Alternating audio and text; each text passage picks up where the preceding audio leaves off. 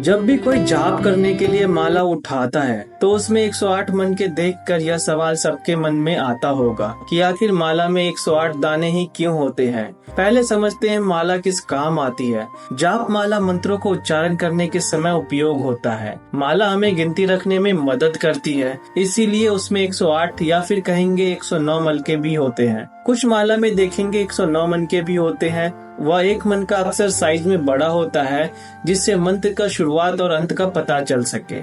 इससे तो ये समझ आ गया जाप माला का क्या काम होता है। लेकिन मंत्रों का उच्चारण 108 बार ही क्यों करते हैं? क्या है रहस्य इस 108 बार का? तो इसी को जानते हैं हम अपनी आज की वीडियो में। तो आज इस वीडियो में हम बात करेंगे कुछ वैज्ञानिक रहस्य जो हिंदू धर्म में सदियों से चलता आ रहा है कि 108 बार ही क्यों मंत्रों का जाप किया जाता है। वैसे तो अगर सूरज और धरती के बीच की दूरी को सूरज के डायमीटर से डिवाइड किया जाए तो 108 आता है। इसका मतलब यह हुआ कि धरती और सूरज के बीच 108 सूरज रखे जा सकते हैं। धरती और चंद्रमा के बीच की दूरी को अगर चंद्रमा के डायमीटर से डिवाइड किया जाए तो 108 आता है। इसका मतलब यह हुआ कि धरती और चंद्रमा के बीच भी 108 चंद्रमा रखे जा सकते हैं। ये तो हुआ सूरज और चंद्रमा के बीच के 108 नंबर का महत्व।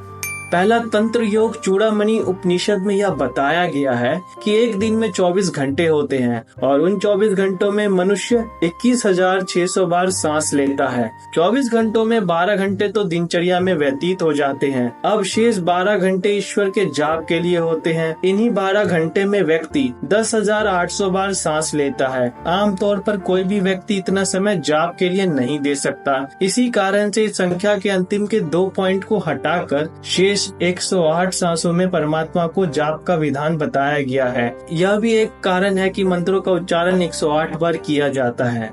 अब देखते हैं आयुर्वेदिक के हिसाब से हमारे शरीर में 108 मम्र केंद्र या ऊर्जा केंद्र हैं। इन ऊर्जा केंद्र होने से ही किसी नवजात शरीर में जीवन का उद्गम होता है।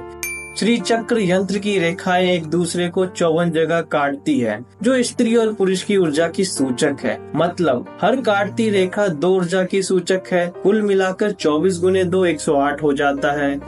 दूसरी मान्यताओं के अनुसार सूर्य एक साल में 2,16,000 बार कलाएं बदलता है। शुरू के 6 महीने सूर्य उत्तरायण में रहता है और अंतिम 6 महीने दक्षिणायन में। इस प्रकार दोनों दिशाओं के लिए सूर्य की कलाएं 1,08,000 बार होती है। प्रत्येक 1000 कलाओं के लिए एक बार परमात्मा का जाप करने के आधार पर 108 बार जाप करना पड़ता है।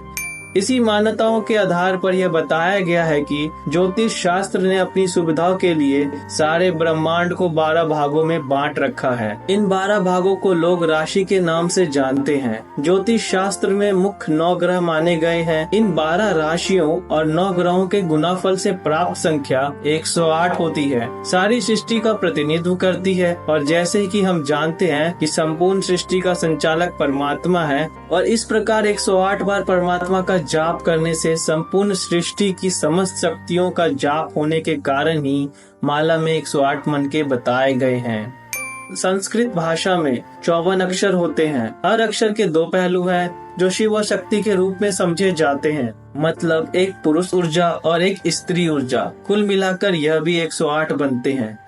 हिंदू धर्म में 108 पुराण और 108 उपनिषद है। ऐसा समझा जाता है कि अगर कोई ध्यान में इतना मग्न हो जाए और प्राणों पर इतना नियंत्रण हो जाए कि एक दिन में सिर्फ 108 सांसें ही ले तो वह प्रकृति के उन आयामों को देख और सुन सकता है जो आम इंसान के बस की बात नहीं है।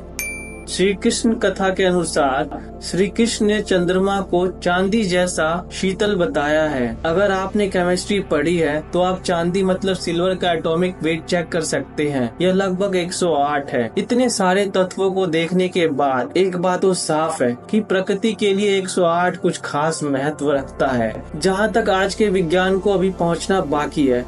तो यह थी कुछ मान्यता हिंदू धर्म के अनुसार, जिससे पता चलता है कि जाप माला में 108 मन के होते हैं और 108 बार मंत्र का उच्चारण क्यों किया जाता है। तो दोस्तों ये थी आज की वीडियो। अगर आपको यह वीडियो अच्छा लगा हो तो चैनल को लाइक, सब्सक्राइब और शेयर करना मत भूले। धन्यवाद।